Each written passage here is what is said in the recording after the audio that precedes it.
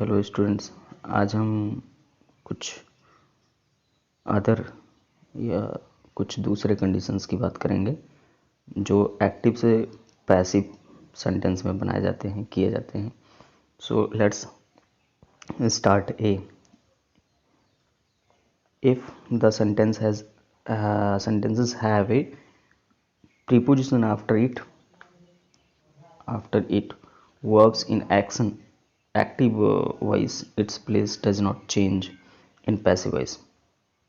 मतलब है कि यदि कुछ ऐसे सेंटेंस हैं जिनमें जो है किसी वर्ब के बाद प्रीपोजिशन का प्रयोग होता है, तो प्रीपोजिशन को हम उसी स्थान पर रहने देते हैं जैसा कि एक्टिव वॉइस में होता है, उसी स्थान पे पैसिव वॉइस में भी रहने देते हैं। जैसा कि एग्जाम्पल में दिया गया है, she laughed at her child. She laughed at her child, ये एक्टिव सेंटेंस में है, तो यहाँ पे लाफ्ड के बाद एट लगा है, मतलब वह उसके बच्चे पर हंसी। तो पैसिव वॉइस इसका है, the child was laughed eight by her. देखो लाफ्ड के बाद एट लगा है यहाँ पे, और पैसिव वॉइस में भी हमने लाफ्ड के बाद एट को ही रखा है अकॉर्डिंग टू द रूल। ये पैसिव वॉइस है। Another example, we have not heard of this play. हमने यह नाटक या इस नाटक के बारे में नहीं सुना। ये एक्टिव वॉइस है, तो हर्ड के बाद ऑफ लगा है, यहाँ पे आप देख सकते हैं हर्ड के बाद ऑफ लगा है। तो this place was not, this play has not been heard of, ये पैसिव वॉइस है। तो वी हैव नॉट, यहाँ पे हैव आया था वी के लिए, और यहाँ पे दिस प्ले हैज़ हो जाएगा क्योंकि प्ले सिंगुलर जो है नाउन है। फिर उसके बाद आप देखिए कि they do not approve of this plan. यहाँ पे अप्रूव के बाद ऑफ लगा है, तो this plan is not approved of by them, ये पैसिव है। तो अप्रूव के बाद ऑफ लगा है, तो अप्रूव्ड ऑफ हो जाएगा, ठीक है। फिर उसके बाद इसका बी कंडीशन जो है वो है कि model auxiliaries can, could, should, must, ought to, might, may, etc. do not change when transformed from active to passive। मतलब जो मॉडल ऑक्सिलरी वर्ब होती हैं, can, could, should, must, ought to, might, may, ये जब active से passive में बदले जाते हैं तो इनको हम नहीं बदलते हैं। जैसे कि स्ट्रक्चर में आप देख सकते हैं स्पष्ट रूप से, subject can, could, may, might, should, could, मतलब इनमें से एक ही का प्रयोग होगा एक सेंटेंस में, plus verb first form plus object, ये एक्टिव सेंटेंस का है। और जब हम इसका पैसिव देखते हैं तो हो जाएगा सब्जेक्ट प्लस कैन और कुड और मे और माइट और वुड और should plus be plus verb third form plus by plus subject या डूअर। तो यहाँ पे बी का प्रयोग होता है इन सभी ऑक्सिलरी वर्ब के बाद और वर्ब की थर्ड फॉर्म, जैसा कि एग्जाम्पल में दिया गया है, they should help the child, ये एक्टिव वॉइस है, तो इसका हो जाएगा the child should be helped by them, ये पैसिव वॉइस है। You ought to follow the instructions carefully, ought to आया है, तो यहाँ पे the instructions ought to be followed. और ये भी ध्यान रखना है कि जो वर्ब होता है वो थर्ड फॉर्म में बदल जाता है केयरफुली, तो यहाँ पे the instructions ought to be followed carefully, ये पैसिव है। You might help them, you might help him, ये एक्टिव सेंटेंस है, और इसका पैसिव हो जाएगा he might be helped by you, ये पैसिव है। अब आप देख चुके हैं कि जितने भी हेल्पिंग वर्ब या मॉडल ऑक्सिलरी वर्ब प्रयोग हुए हैं उनको हमने नहीं बदला है। आप लोगों को पहले ही वर्ब के बारे में पढ़ाया जा चुका है, जो है आप जानते हैं मॉडल ऑक्सिलरी वर्ब क्या होता है, मैंने बता दिया है पहले ही। फिर अगला है C, if the sentence has infinitive it does not change its place but it change its form with to be into verb third form. कहने का मतलब है कि यदि किसी सेंटेंस में इन्फिनिटिव का प्रयोग होता है। इन्फिनिटिव का मतलब होता है कि इनफाइनाइट वर्ब, यानी जो अनंत काल तक अपना रूप ना बदले। लेकिन जब हम पैसिव वॉइस में बदलते हैं ऐसे सेंटेंस को जो है इन्फिनिटिव के साथ होता है, तो इसके स्थान को तो परिवर्तित नहीं करते हैं, लेकिन टू के साथ बी जोड़कर और वर्ब की थर्ड फॉर्म का प्रयोग कर देते हैं। जैसे कि स्ट्रक्चर में दिया गया है, आप देख सकते हैं subject plus verb first form plus object. यहाँ ऑब्जेक्ट ऑप्शनल होता है, किसी सेंटेंस में आता है, किसी सेंटेंस में नहीं आता है।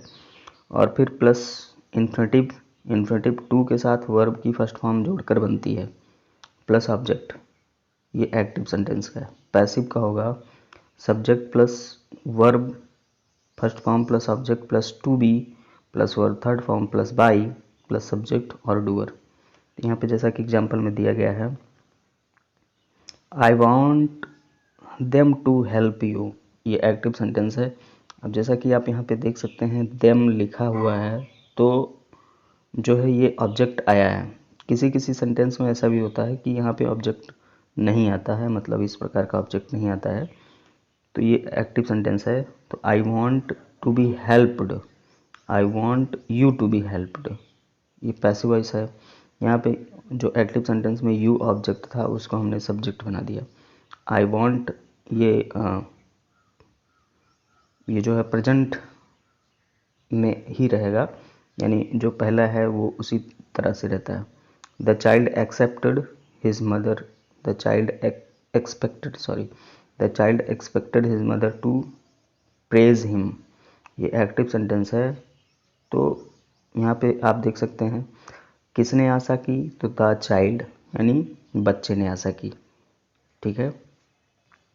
तो यहाँ पे the child expected to be praised by his mother. अब ऊपर वाले सेंटेंस में आप देख सकते हैं the child expected his mother to praise him, यहाँ पे हिज मदर यानी उसी की माता, और हिम आया है तो हिम को जब हम सब्जेक्ट में बदलेंगे ही आ जाएगा, लेकिन ही के स्थान पर जब द चाइल्ड का प्रयोग हो चुका है तो यहाँ पे ही का प्रयोग नहीं होगा, केवल द चाइल्ड का प्रयोग होगा। तो the child expected to be praised by his mother. फिर अगला एग्जाम्पल है I want someone to inform the police, INFORM है। The video is not so clear because of light problem. ये एक्टिव सेंटेंस है। तो पैसिव वॉइस होगा इसका I want the police to be informed, I want the police to be informed, ये passive voice है। यहाँ पे समवन यानी किसी के लिए कहा गया है, इसलिए बाई के साथ समवन का प्रयोग नहीं किया जाता है, ये ज़रूरी नहीं है, यानी किसी को भी सूचना पुलिस को दे देनी चाहिए। फिर अगला है डी, यदि इम्परेटिव सेंटेंस है तो, यदि इम्परेटिव सेंटेंस का प्रयोग होता है पैसिव वॉइस में तो हम क्या करते हैं, तो एक्टिव सेंटेंस का आप देख सकते हैं कि जो स्ट्रक्चर होता है verb first form plus object होता है। तो इम्परेटिव सेंटेंस किसे कहते हैं, तो इम्परेटिव सेंटेंस जैसा कि आप जानते हैं कि जिसमें आदेश, प्रार्थना, है ना, और आदेश हुआ, प्रार्थना हुआ, विनती हुई, ठीक है, इस प्रकार के जो सेंटेंसेस होते हैं उनको इम्परेटिव सेंटेंस कहते हैं। और मोस्टली ये फाइनाइट वर्ब से शुरू होते हैं और इसमें यू छिपा होता है, यू सब्जेक्ट के रूप में होता है लेकिन यू हिडन होता है। तो इसका पैसिव वॉइस हो जाएगा, passive structure, you are requested और प्रेड और ऑर्डर्ड और advised to be to plus verb first form plus object. यानी अगर हम यू आर के साथ निम्न में से किसी भी वर्ब का प्रयोग करते हैं तो टू के साथ वर्ब की फर्स्ट फॉर्म लगेगी प्लस ऑब्जेक्ट लगेगा, लेकिन यदि हम लेट के साथ प्रयोग करेंगे तो let plus object plus be plus verb third form होगा।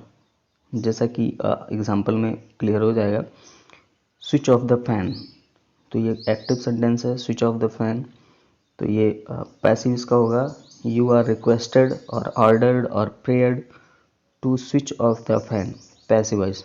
अब जैसा कि आप जान सकते हैं कि यदि आपके समकक्ष यानी आपके समान कोई होता है तो हम उससे रिक्वेस्ट करते हैं, आपसे छोटा होता है तो हम उससे जो है आदेश देते हैं, यदि आपसे कोई बड़ा है तो आप उससे प्रार्थना करते हैं। इस प्रकार से हम इस सेंटेंस को कर सकते हैं।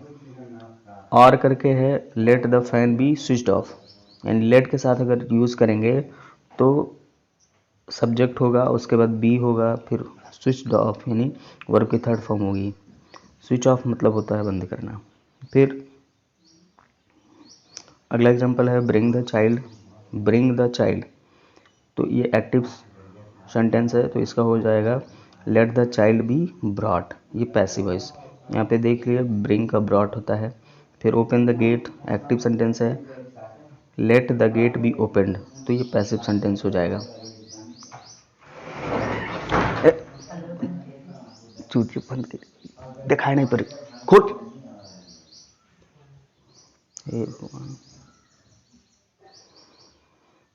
तो फिर आगे आप देख सकते हैं कि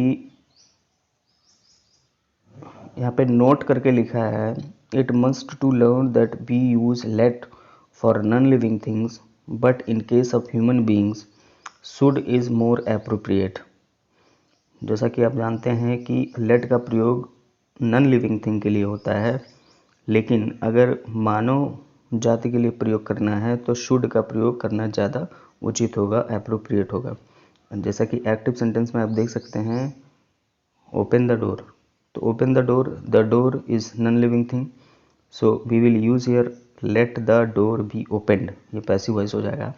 इसी तरह से drive away the cattle, drive away the cattle animal के लिए भी हम लेट का प्रयोग करते हैं, तो let the cattle be driven away, ठीक है। तो यहाँ पे कैटल यानी मवेशी या जानवर होता है, चार पैर वाले जीव जिनको पाला जाता है उनको कैटल कहते हैं, जैसे गाय भैंस हो गया इत्यादि।